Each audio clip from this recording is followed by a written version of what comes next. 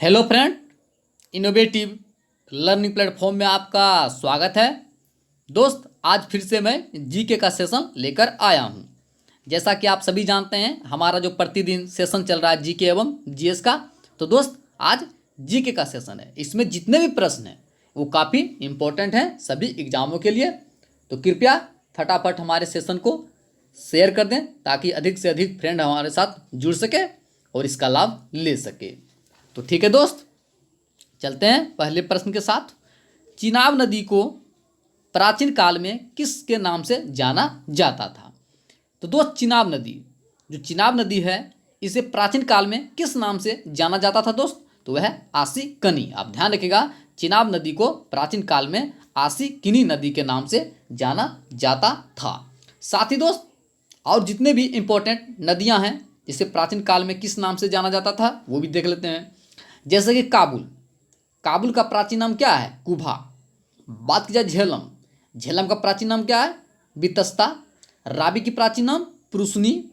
सतलज की प्राचीन नाम शतद्री। ब्यास का बिपाशा। गंडक का सदानीरा। गोमल का गोमती। सिंध का सिंधु, जैसा कि आप सभी जानते हैं। तो जितने भी इंपॉर्टेंट प्राचीन नदियां हैं जिनके आधुनिक नाम अभी जो हैं, उनके प्राचीन नाम जितने भी थे उन्हें आप याद रखें। तो आप ध्यान रखिएगा, चिनाब नदी को प्राचीन काल में असीकनी नदी के नाम से जाना जाता था। फिर से मैं एक बार रिपीट कर देता हूँ। जैसे काबुल, काबुल को क्या बोला जाता था? कुभा। झेलम को बितस्ता। चिनाब को बता ही दिए असीकनी। राबी को प्रुसनी। सतलुज को शतद्री। ब्यास को बिपाशा। गंडक को सदा नीरा। गोमल को गोमती। सिंध को सिंधु, जिसे इंडस के भी नाम से जाना जाता है। तो इसका आंसर क्या है दोस्त? आसी कनी। आप ध्यान रखिएगा, चिनाब नदी को प्राचीन काल में किस नाम से जाना जाता था? आसी कनी। और जो सबसे प्रसिद्ध नदियां थी प्राचीन काल में, जो सबसे प्रसिद्ध नदियां थी वो कौन सी नदी थी? वो थी इंडस। सिंधु नदी जो थी वो सबसे प्रसिद्ध नदियां थी। और सबसे अधिक जो पूजा जाता था जिस नदी को, वो थी सरस्वती। आप ध्यान रखिएगा, प्राचीन काल में सबसे अधिक किस नदी को पूजा जाता था? तो वह सरस्वती। और जो अधिक प्रसिद्ध थी वो थी इंडस, जिसे हम सिंधु नदी भी कहते हैं। ठीक है दोस्त, चलते हैं प्रश्न नंबर 2। अग्नि की खोज किस काल में हुई थी? तो दोस्त, जो अग्नि की खोज हुई थी ये किस काल में हुई थी दोस्त? ये हुई थी उत्तर पाषाण काल में। आप ध्यान रखिएगा, जो पाषाण काल है, पाषाण काल में अग्नि की खोज हुई थी। तो इसका आंसर क्या है दोस्त? पाषाण काल। जैसा कि आप सभी जानते हैं, जो अग्नि देवता हैं, किसके मध्य का देवता है? तो ये है आकाश और पृथ्वी। जो आकाश और पृथ्वी हैं, इसके मध्य के देवता हैं अग्नि। तो आप ध्यान रखिएगा, अग्नि की खोज पाषाण काल में हुई थी। ठीक है, चलते हैं प्रश्न नंबर 3। हड़प्पा सभ्यता के किस स्थल से जूते हुए खेत का साक्ष्य मिला है? तो दोस्त, आप ध्यान रखिएगा, जो हड़प्पा सभ्यता के जिस स्थल से जूते हुए खेत का साक्ष्य मिला है वो कहाँ से मिला है दोस्त? वह है कालीबंगा। आप ध्यान रखिएगा, जूते हुए खेत का साक्ष्य कालीबंगा से मिला है। तो इसका आंसर क्या है दोस्त? कालीबंगा। जैसा कि आप सभी जानते हैं, कालीबंगा कहाँ है? कालीबंगा है राजस्थान में। कहाँ है दोस्त? राजस्थान में। साथ ही दोस्त, यदि आपसे पूछे कि नृत्य करती हुई महिलाएं की मूर्ति ये कहाँ से मिली है, जो इसका साक्ष्य मिला है, ये मिला है मोहनजोदाड़ो से। कहाँ दोस्त? मोहनजोदाड़ो से। धान का साक्ष्य कहाँ मिला है? ये मिला है लोथल से। और ध्यान रखिएगा, जो सिंधु घाटी सभ्यता की सबसे बड़ी जो स्थल थी या सभ्यता थी या प्राचीन जो सबसे बड़ा स्थल था वो था हड़प्पा। आप ध्यान रखिएगा, हड़प्पा जो था सिंधु घाटी सभ्यता की सबसे बड़ी नगर थी। इसी कारण से हड़प्पा सभ्यता को सिंधु घाटी सभ्यता कहते हैं या सिंधु घाटी सभ्यता को हड़प्पा सभ्यता कहते हैं। साथ ही दोस्त, प्राचीन में आपसे पूछे कि सबसे बड़ी हड़प्पा स्थल या सिंधु घाटी स्थल कौन सी है, तो वह है राखी गाड़ी। आप ध्यान रखिएगा, राखी गाड़ी जो है इसका खोज बाद में हुआ था, सबसे अंतिम में। तो ये सबसे बड़ा अभी जो है इसका साक्ष्य मिला है कि ये हड़प्पा सभ्यता का सबसे बड़ा स्थल था। ठीक है दोस्त, तो इतने फैक्ट आप ध्यान रखिएगा।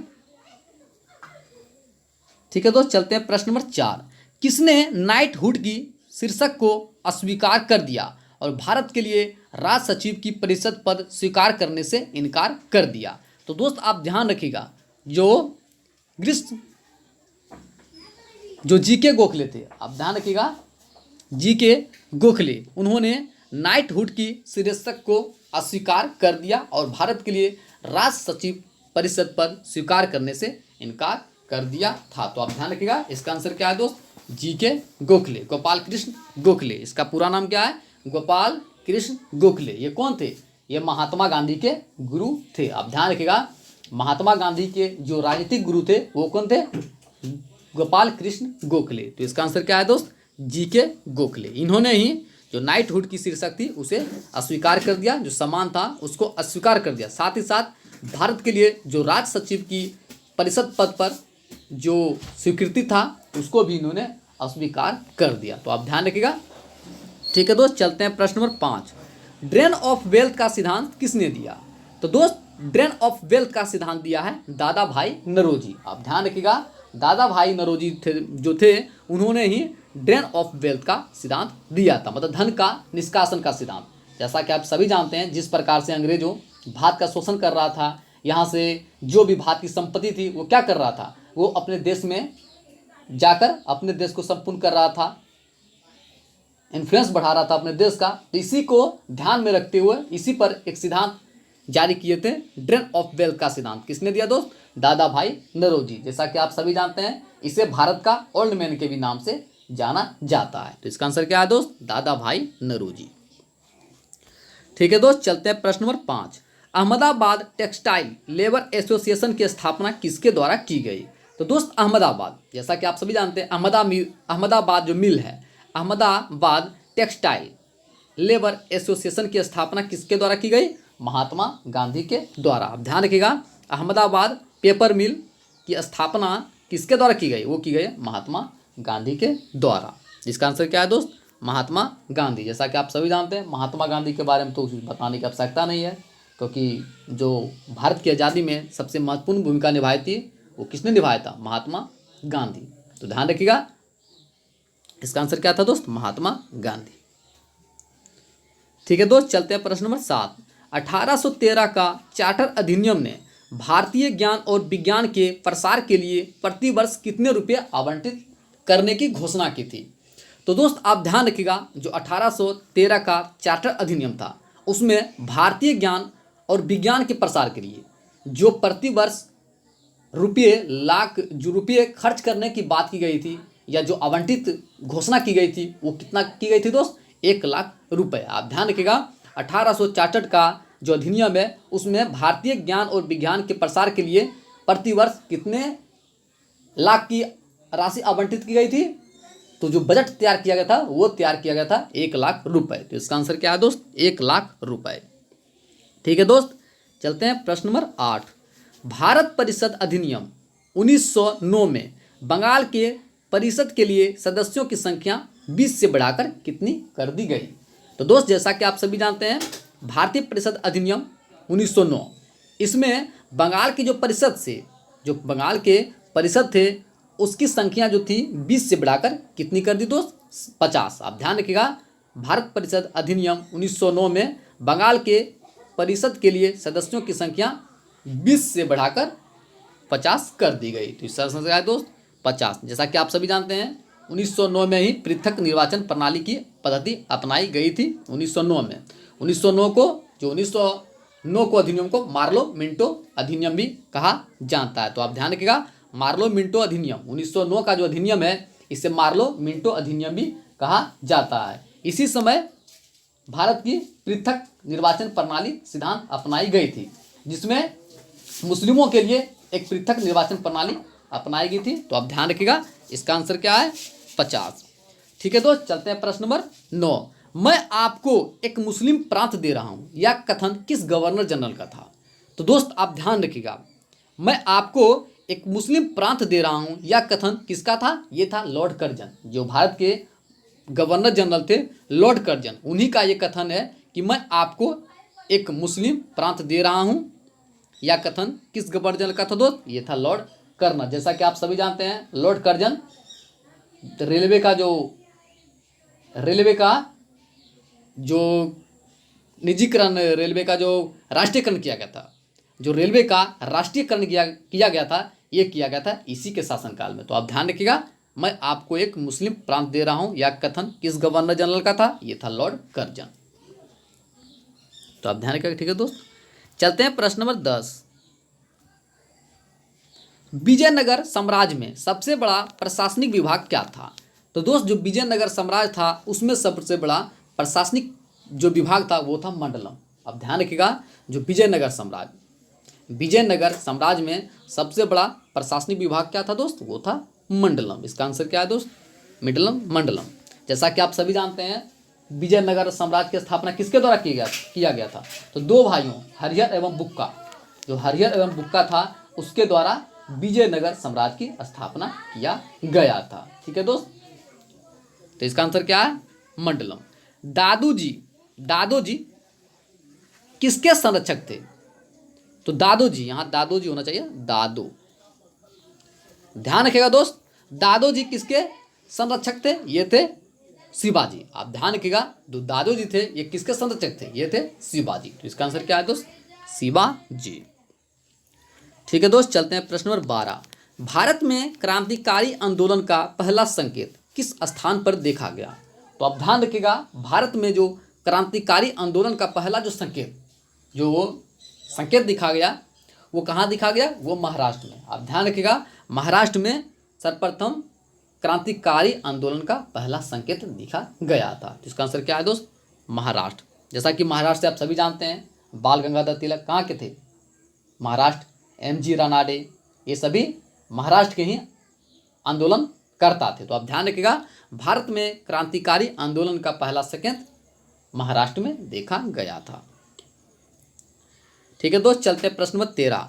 संविधान की किस अनुच्छेद में अपशिष्ट शक्तियां के बारे में चर्चा की गई है? तो ध्यान रखिएगा दोस्त, संविधान के किस अनुच्छेद में? यह है अनुच्छेद 248। आप ध्यान रखिएगा, जो अनुच्छेद 248 है उसमें अपशिष्ट शक्तियां के बारे में चर्चा की गई है। और जो अपशिष्ट शक्तियां हैं इस पर कानून बनाने का जो विशेष अधिकार है ये किसके पास है? यह है राज्य के पास। आप ध्यान रखिएगा, जो अपशिष्ट शक्तियां हैं इस पर कानून बनाने का विचार या चर्चा करने का विचार जो शक्ति है ये किसके पास है? यह है केंद्र के पास। आप ध्यान रखिएगा, तो अपशिष्ट शक्तियां का बारे में चर्चा कहाँ किया गया है? अनुच्छेद 248 में। ठीक है दोस्त, चलते हैं प्रश्न नंबर 14। संविधान के किस अनुच्छेद में लोकसभा का आकार 15% से अधिक नहीं किया जाएगा, इसके बारे में वर्णन किया गया है? तो आप ध्यान रखिएगा, संविधान के किस संविधान संशोधन में, अनुच्छेद नहीं होगा, संविधान संशोधन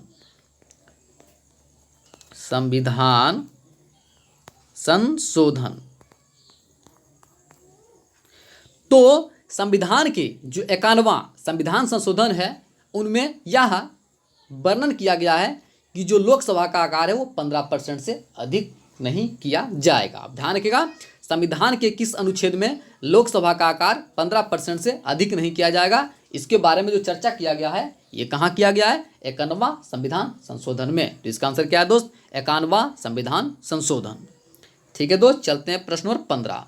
भारत संविधान का कौन सा भाग संविधान संशोधन से संबंधित है? तो आप ध्यान रखिएगा, भारतीय संविधान का जो भाग 20वां भाग है वो संविधान संशोधन से संबंधित है। आप ध्यान रखिएगा, अमेंडमेंट का जो वर्णन किया गया है ये किस संशोधन में किया गया है? कौन सा भाग में? तो ये किया गया है भाग 20 में। तो आप ध्यान रखिएगा, भारतीय संविधान का कौन सा भाग संविधान संशोधन से संबंधित है? तो यह है भाग 20 में। ठीक है दोस्त, चलते हैं प्रश्न नंबर 16। भारतीय नागरिकता किसके द्वारा प्रदान की जाती है? तो आप ध्यान रखिएगा, जो भारतीय नागरिकता, यदि किसी को भी नागरिकता देना हो भारत में तो ये किसके अंतर्गत आता है? किस मंत्रालय के अंतर्गत? ये आता है गृह मंत्रालय। आप ध्यान रखिएगा, गृह मंत्रालय के अंतर्गत ये आता है। तो भारतीय नागरिकता किसके द्वारा दी जाती है? तो यह है गृह मंत्रालय। तो इसका आंसर क्या है दोस्त? Home ministry. जो होम मिनिस्ट्री होते हैं उसके द्वारा भारतीय नागरिकता प्रदान की जाती है। जैसा कि आप जानते हैं हाल ही में जो चर्चा में रहा CAA, CAB, NRC, ये सभी क्या है? ये सभी नागरिकता से संबंधित है। तो जो भी नागरिकता प्रदान की जाती है ये गृह मंत्रालय के अंतर्गत आता है। तो आप ध्यान रखिएगा, इसका आंसर क्या है? गृह मंत्रालय। ठीक है, चलते हैं प्रश्न नंबर 17। संवैधानिक उपचार अधिकार का विचार किसके अंतर्गत आता है? तो दोस्त संवैधानिक उपचार संवैधानिक उपचार का जो मौलिक अधिकार है ये किसके अंतर्गत आता है? ये आता है मौलिक अधिकार के अंतर्गत। संवैधानिक उपचार अधिकार का विचार किसके अंतर्गत आता है? तो यह है मौलिक अधिकार। जैसा कि आप सभी जानते हैं जो भीमराव अंबेडकर थे, भीमराव अंबेडकर ने अनुच्छेद जो 32 है संवैधानिक उपचार का दर्जा दिया है। तो आप ध्यान रखिएगा, अनुच्छेद 32 को जो भीमराव अंबेडकर थे उन्होंने क्या दर्जा दिया? संवैधानिक उपचार का दर्जा दिया था। तो आप ध्यान रखिएगा, इसका आंसर क्या है? मौलिक अधिकार। जैसा कि आप सभी जानते हैं मौलिक अधिकार किसके संविधान से लिया गया है? तो ये लिया गया है अमेरिका के संविधान से। और वर्तमान में मौलिक अधिकार कितने हैं? तो वर्तमान में मौलिक अधिकार है कितने दोस्त? 6। अब ध्यान रखिएगा, पहले मूल संविधान में मौलिक अधिकारों की संख्या 7 थी, परंतु 44वां संविधान संशोधन के तहत 1978 में संपत्ति का अधिकार को हटाकर उसे कानूनी अधिकार में डाल दिया गया। अनुच्छेद कितना के तहत? अनुच्छेद 301 के तहत। तो अब ध्यान रखिएगा, संवैधानिक उपचार अधिकार का जो विचार है ये किसके अंतर्गत आता है? ये आता है मौलिक अधिकार के अंतर्गत। तो इसका आंसर क्या है दोस्त? मौलिक अधिकार, जिसे हम बोलते हैं फंडामेंटल राइट। ठीक है, चलते हैं प्रश्न नंबर 18। मौलिक कर्तव्यों को किस देश के संविधान के द्वारा लिया गया है? तो मौलिक जो कर्तव्य है, जो फंडामेंटल ड्यूटी है, ये किसके द्वारा लिया गया है? किस संविधान के द्वारा? तो यह है रूस के संविधान, जो USSR था उसी के संविधान से मौलिक कर्तव्य को लिया गया है। मौलिक कर्तव्य का अर्थ क्या होता है? मौलिक कर्तव्य का अर्थ ये होता है कि आप सरकारी चीज़ों हैं उसका संरक्षण करें। मौलिक कर्तव्य का यही फर्ज बनता है। ये नहीं कि आप अपने घर में जो चीज़ें हैं उसे संरक्षण करें, उसे बचा कर रखें, उसकी देखभाल करें। नहीं, जो सार्वजनिक चीज़ें, जो सरकारी चीज़ें हैं उसका देखभाल करें, उसे गाइड करें, उसका संरक्षण करें, तो उसे कहते हैं मौलिक कर्तव्य। तो मौलिक कर्तव्य को रूस के संविधान से लिया गया है। वर्तमान में मौलिक कर्तव्य की संख्या कितनी है? तो वर्तमान में मौलिक कर्तव्य की संख्या है 11। कितने दोस्त? 11। तो इसका आंसर क्या है? रूस का संविधान। ठीक है दोस्त, चलते हैं प्रश्न नंबर 19। राज्यसभा का प्रत्येक सदस्य कितने वर्षों के बाद सेवानिवृत्त होते हैं? तो आप ध्यान रखिएगा, जो राज्यसभा का जो प्रत्येक सदस्य होते हैं वे 2 साल में सेवानिवृत्त होते हैं। तो इसका आंसर क्या है दोस्त? 2 वर्ष। आप ध्यान रखिएगा, राज्यसभा के जो प्रत्येक सदस्य होते हैं वो 2 साल में 1/3। आप ध्यान रखिएगा, राज्यसभा का प्रत्येक सदस्य 2 साल में 1/3 जो होते हैं वो सेवानिवृत्त लेते हैं। तो इसका आंसर क्या है? 2 वर्ष। जैसा कि आप सभी जानते हैं राज्यसभा क्या कहा जाता है? राज्यसभा को उच्च सदन कहा जाता है और लोकसभा को निम्न सदन। तो अब ध्यान रखिएगा, राज्यसभा को उच्च सदन और लोकसभा को निम्न सदन। ठीक है, चलते हैं प्रश्न नंबर 20। किसी राज्य में मंत्रिपरिषद के सदस्यों को पद शपथ कौन दिलाता है? तो किसी राज्य में, कोई भी राज्य हो, चाहे बिहार हो, महाराष्ट्र हो, झारखंड हो, या जितने भी राज्य हैं, भारत में 28 राज्य हैं, उसमें किसी भी मंत्री के जो परिषद होते हैं उसको यदि सदस्यता दिलाना हो, जो शपथ दिलाया जाता है, ये किसके द्वारा दिलाया जाता है दोस्त? ये दिलाया जाता है राज्यपाल के द्वारा। आप ध्यान रखिएगा, किसी राज्य में मंत्रिपरिषद के सदस्यों को शपथ कौन दिलाता है? तो वह है राज्यपाल। तो इसका आंसर क्या है? राज्यपाल। ठीक है दोस्त, चलते हैं प्रश्न नंबर 21।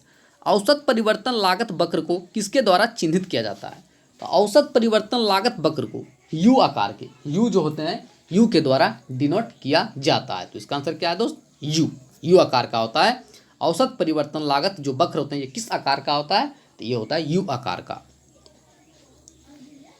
ठीक है दोस्त, चलते हैं प्रश्न नंबर 22। यदि मछली पकड़ने वाली छड़ी के लिए मांग वक्र यानी डिमांड जो कर्व होते हैं वो 37,000 -11 P हो और आपूर्ति वक्र S बराबर सप्लाई, जो सप्लाई कर्व होते हैं वो 12,000 + 9 P हो तो संतुलन मात्रा ज्ञात करें। तो इसे हम किस प्रकार निकालेंगे? तो इसका आंसर क्या है दोस्त? 23,250। तो अब ध्यान रखिएगा, क्या करेंगे? जब भी निकालना हो संतुलन मात्रा, मतलब इक्विलिब्रियम निकालना हो, इक्विलिब्रियम जिसे हम संतुलन बोलते हैं, तो किस प्रकार से निकाल सकते हैं? क्या करना पड़ेगा? 37,000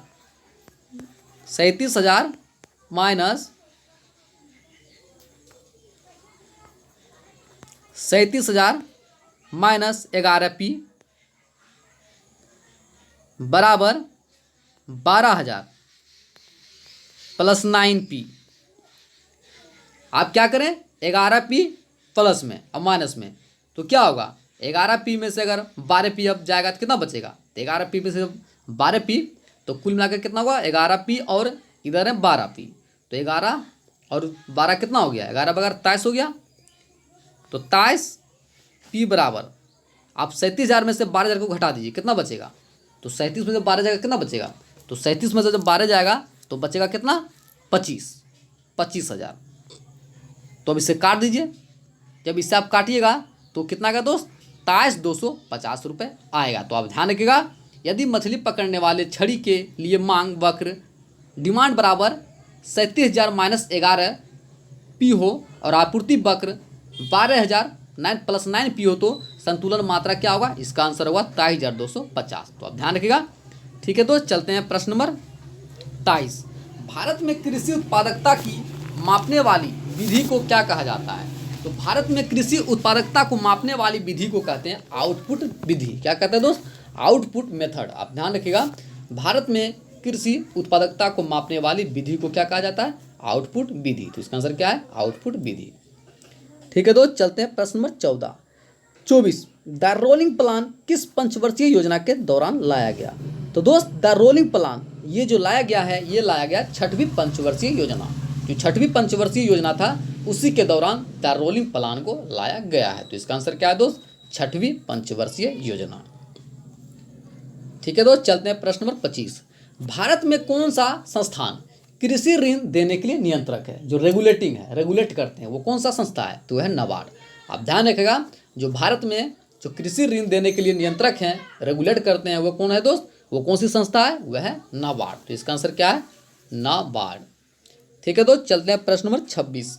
वर्गीज कुरियन किससे संबंधित था। तो वर्गीज कुरियन संबंधित था श्वेत क्रांति से। आप ध्यान रखिएगा, जो वर्गीज कुरियन है ये किससे संबंधित था, यह है श्वेत क्रांति। तो इसका आंसर क्या है दोस्त, श्वेत क्रांति। ठीक है दोस्त, चलते हैं प्रश्न नंबर 27। हमारे देश में किस पंचवर्षीय योजना के दयनीय विफलता के कारण योजना अवकाश घोषित किया गया था। तो आप ध्यान रखिएगा, जैसा कि आप सभी जानते हैं, अवकाश जो योजना अवकाश घोषित किया गया था, यह कब घोषित किया था, 1966 में। तो ये कौन सी पंचवर्षीय योजना थी, ये थी तीसरी, क्योंकि 51 में स्टार्ट हुआ था। 51 से 5 साल, मतलब पंचवर्षीय योजना 5 साल की होती थी। तो 51 से 56 प्रथम पंचवर्षीय योजना, फिर 56 से 61 द्वितीय, और 61 से 66 ये तृतीय। तो आप ध्यान रखिएगा, भारत में जो अवकाश जो घोषित किया गया था, योजना अवकाश, ये 1966 में घोषित किया गया था। किस पंचवर्षीय योजना में, तो तीसरी पंचवर्षीय योजना में। तो इसका आंसर क्या है, तीसरी पंचवर्षीय योजना। ठीक है दोस्त, चलते हैं प्रश्न नंबर 28।